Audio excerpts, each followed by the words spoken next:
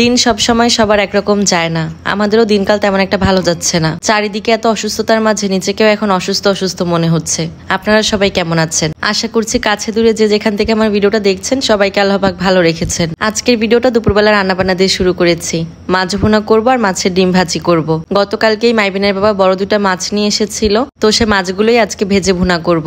আপনারা যারা আমার রেগুলার ভিডিও দেখেন তারা জানেন যে আমি আমার এই রান্নাঘরের কাজ করাচ্ছি। কয়েকদিন আমি এই রান্নাঘরেই রান্না করেছি, তবে এই 2 দিন আবার বাসার ভেতরেই রান্না করা হচ্ছে। তার কারণ এই রান্নাঘরে কিছু কাজ করাচ্ছি। তো আমি রান্নার ফাঁকে ফাঁকে আবার একটু দেখে আসছিলাম যে তারা কাজ ঠিক মতো করছে কিনা, কারণ তারা যদি তাদের মতো কাজ করে চলে যায় আর সেটা যদি আমার পছন্দ না হয় তাহলে পরবর্তীতে সেটা চেঞ্জ করাও কিন্তু বিরক্তিকর। এই কারণে আমি রান্নার ফাঁকে ফাঁকে গিয়ে বারবার দেখিয়ে দিয়ে এসেছি যে কিভাবে কোনটা করবে। আমাদের গৃহিণীদের তো সব থেকে পছন্দের জায়গাটাই হচ্ছে আমাদের এই রান্নাঘর। অন্য সব জায়গার ক্ষেত্রে আমরা আমাদের পছন্দটা প্রকাশ করতে না পারলেও এই একটা জায়গাতেই চাই যাতে এটা আমাদের মনের মতো হোক। যখন আমার বিল্ডিং এর কাজ চলে তখন আমি একটা বারের জন্য গ্রামের বাড়িতে আসতে পারিনি। মাইবিনের বাবা প্রতি সপ্তাহে এসেছে আর আমাকে দেখিয়েছে, আমি বলে দিয়েছি যেভাবে সেভাবেই কাজ করেছে। সত্যি কথা বলতে আমি ফোন থেকে তাদের সেভাবে বোঝাতে পারিনি, যার কারণে তারা আমার রান্নাঘরের কাজটা একটু উল্টাপাল্টা করেছে। আর সেটার জন্য আমার এখন আফসোস করতে হয়, কারণ একটা জিনিস পুরোপুরি তৈরি হয়ে যাওয়ার পর সেটা ভেঙে নতুন করে করা কিন্তু অনেক বেশি কষ্টের, আর সেটা তো কিছু কিছু ক্ষেত্রে সম্ভবও হয় না। তো বাহিরে রান্নাঘরের কাজ যখন করাচ্ছে আর আমি যখন বাড়িতেই আছি,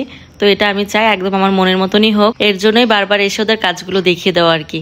তো এই তো আমার রান্নাঘরের জন্য কল লাগানো হয়ে গেছে। আমি আসলে চাচ্ছিলাম যে বাহিরেও আমার চুলার পাশে একটা সিঙ্কের মতো জায়গা থাকুক, কারণ রান্না করতে গেলে পানির যে কতটা প্রয়োজন সেটা তো সবাই খুব ভালো করেই জানেন। তো আমার রান্নাঘরের পাশে আমাদের ডিপ টিউবওয়েলটা লাগানো আছে, কিন্তু দেখা যায় যে পানির দরকার হলে সেই টিউবওয়েল থেকে পানি এনে এনে রান্না করতে হয়। এটা তো একটু কষ্ট করি। এর জন্য আমি চাচ্ছিলাম যে একটা পানির লাইন আমার যদি রান্নাঘরে দেওয়া যায় তাহলে আমার অনেকটাই সুবিধা হয়। এই কারণেই মিস্ত্রি দিয়ে আমি একটা পানির লাইন করিয়ে নিয়েছি। এখন আর আমাকে পানির জন্য ভেতরে বাহিরে করতে হবে না। একজন মিস্ত্রি এসে শুধু পানির লাইনটাই বসিয়ে দিয়ে গিয়েছে, আর এরপর আরেকজনকে ঠিক করেছি, সে এসে সিঙ্কের কাজটা করে দিয়ে যাবে। তারপরেও আরো কিছু কাজ আছে, টাইলসের কাজ, সেগুলো আস্তে আস্তে করিয়ে নিব। তো এদিকে আমার মাছ ভুনা করা শেষ, আর এখন মাছের ডিমটাও ভেজে নিয়েছি। আজকে আর মাছের ডিমটা ভুনা করব না, ভাজিই করব। এই কারণে পেঁয়াজ মরিচ দিয়ে আগে কিছুক্ষণ ভেজে নিয়েছি, তারপর আগে থেকে ভেজে রাখা মাছের ডিম দিয়ে দিলাম। এখন একটু নেড়ে চেড়ে নামিয়ে নিলে রান্না শেষ। তো আজকের মতো রান্নাবান্না শেষ করে ফেলেছি। আর এটা বিকালবেলার ভিডিও। অনেক সুন্দর ওয়েদার ছিল, বৃষ্টি হবে কিনা জানি না, কিন্তু তার আগে অনেক মেঘ করেছে। আষাঢ় মাস শুরু হয়ে গেছে, কিন্তু সেই হিসেবে বৃষ্টি এখনো সেভাবে নামেইনি। তবে এই দিক দিয়ে রোদের তাপটা তুলনামূলক এই 2 দিন কমই আছে। তো এই দেখেন আমার হাঁসের পালগুলো কিন্তু চলে এসেছে। আজকের মতো সৈন্যবাহিনীরা সবাই তাদের সফর শেষ করে দৌড়ে ঘরে চলে যাচ্ছে।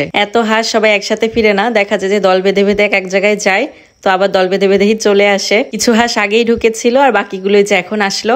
2-1 দিন একটু বদমাইশি করে, তাদের খুঁজতে যেতে হয়, আর না হলে প্রতিদিন তারা সময় মতনই চলে আসে। ভিডিওটা আজকে এখানেই শেষ করে দিচ্ছি। ভালো লাগলে অবশ্যই একটা শেয়ার করে দিবেন। সবাই ভালো থাকবেন। আল্লাহ হাফেজ।